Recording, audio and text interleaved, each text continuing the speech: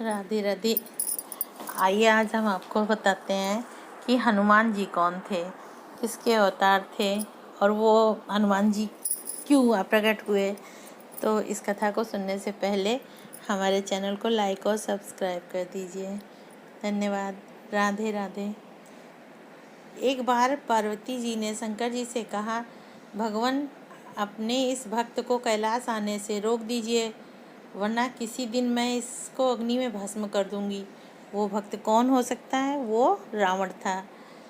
जब यह आता है मैं बहुत असहज महसूस करती हूँ। यह बात मुझे बिल्कुल भी पसंद नहीं है।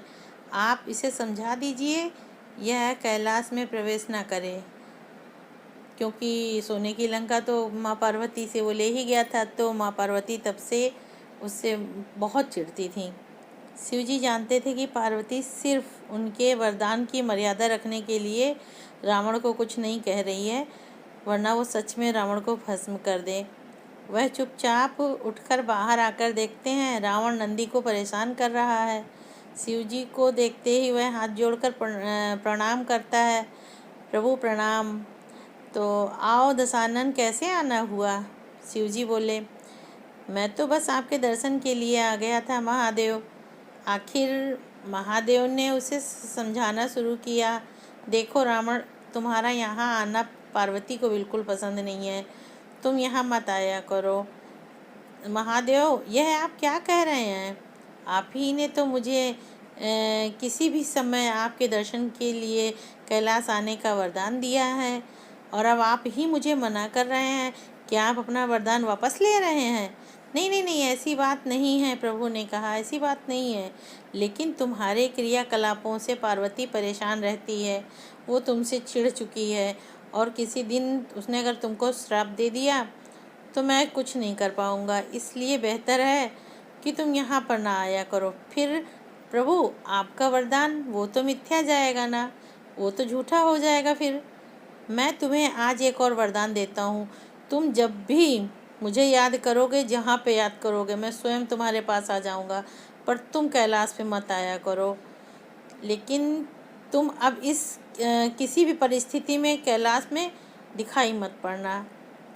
अब तुम यहाँ से जाओ, पार्वती तुमसे बहुत रुष्ट है। ठीक है प्रभु, मैं जा रहा हूँ, यह बोला रावण और चला गया। समय बदलता है। हनुमान जी रावण की स्वर्ण नगरी लंका को जलाकर राख करके चले जाते हैं, और रावण उनका कुछ नहीं कर पाता। वह सोचते सोचते परेशान हो जाता है कि आखिर उस हनुमान में इतनी शक्ति कहाँ से आ गई। उसने मेरी सोने की लंका जला दी। एक बानर होके परेशान होकर वह परेशान होकर महल में ही स्थित उसके जो शिव जी का मंदिर उसने बना रखा था, उस मंदिर में जाकर शिव से प्रार्थना करता है, प्रभु को मनाता है और प्रभु से प्रार्थना करता है। कहता है, जटाटवी गलत ज्वलत प्रवाह पावतस्थले गले विलंबिताम्बुजंगे तुंग मालिकाम। उसकी यह प्रार्थना जब करता है शिव से, तो यह प्रार्थना सुनकर शिव जी प्रकट हुए। रावण अभिभूत होकर उनके चरणों में गिर पड़ा। कहो दशानन, कैसे हो? शिव जी ने पूछा। आप अंतर्यामी हैं महादेव, आप तो सब जानते हैं, फिर क्या पूछ रहे हैं? एक अकेले बंदर ने मेरी लंका को और मेरे सामने ही जलाकर राख कर दिया। मैं जानना चाहता हूँ कि ये बंदर जिसका नाम हनुमान है, आखिर ये है कौन, कहाँ से आया, किसने भेजा? और प्रभु, इसकी पूछ, बंदर तो बंदर, उसकी पूछ वो तो और भी ज़्यादा शक्तिशाली है। किस तरह सहजता से मेरी लंका को जला दिया। मुझे अब ये जानने की जिज्ञासा हो रही है कि ये बंदर, ये हनुमान है कौन आखिर। आप मुझे बताइए प्रभु, मैंने इसलिए आपको याद किया है। शिव जी मुस्कुराते हुए रावण से कहते हैं, और फिर कहते हैं कि रावण, सुनो मेरी बात, यह जो हनुमान है ना, ये और कोई नहीं, ये मेरा ही रुद्र अवतार है। विष्णु ने जब यह निश्चय किया कि पृथ्वी पर अवतार लेंगे वो, और माता लक्ष्मी भी उनके साथ सीता रूप में आएंगी, तो मेरी भी इच्छा हुई कि मैं भी उनकी लीलाओं का साक्षी बनूं, मैं भी उनका साथ अपनाऊं। और जब मैंने अपना ये निश्चय पार्वती को बताया, वो भी हट कर बैठी। प्रभु आप यहाँ से चले जाएंगे, आप प्रभु राम के दर्शन पाएंगे, तो मुझे भी ले चलिए, मैं भी चलूँगी, मुझे भी दर्शन करना है और उनकी लीला देखना है, उनकी लीलाओं के भागीदार बनना है। तब सभी देवताओं ने मिलकर मुझे यह मार्ग बताया, आप तो बंदर बन जाइए और आपकी जो शक्ति स्वरूपा माँ पार्वती हैं, वो आपकी पूंछ के रूप में आपके साथ ही रह सकती हैं हमेशा। तभी आप दोनों साथ रह सकते हैं। और उसी अनुरूप मैंने हनुमान के रूप में जन्म लेकर राम जी की सेवा का व्रत ले लिया और शक्ति स्वरूपा पार्वती ने मेरी पूंछ के रूप में और उसी सेवा के फल स्वरूप तुम्हारी लंका का दहन किया। अब सुनो रावण, तुम्हारे उद्धार का समय आ गया है, अतः श्री राम के हाथों तुम्हारा उद्धार होगा। मेरा परामर्श यह है कि तुम युद्ध के लिए सबसे अंत में प्रस्तुत होना, जिससे कि तुम्हारे समस्त राक्षस कुल का उद्धार हो जाए और प्रभु राम के हाथों से उन्हें मोक्ष प्राप्त हो।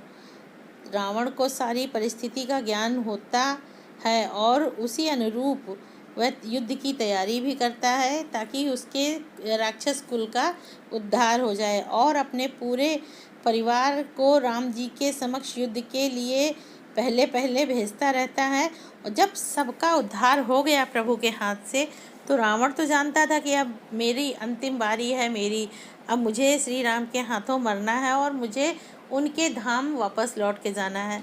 तो वह वहाँ प्रभु के धाम वैकुंठ धाम वापस जाने के लिए तैयार हो गया और प्रभु राम से युद्ध किया और अंत में रावण मारा गया और राम की विजय हुई और रावण को मोक्ष प्राप्त हुआ श्री राम के द्वारा।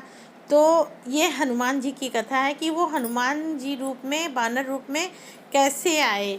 ये प्रभु भोलेनाथ वही रुद्र अवतार में प्रभु हनुमान जी बन के आए और जो उनकी पूंछ थी वो शक्ति स्वरूपा माँ पार्वती थी। तो शिव पार्वती ही हनुमान हैं। तो आपको ये कथा कैसी लगी, आप इस कमेंट करके ज़रूर बताइए। जय श्री राम, राधे राधे।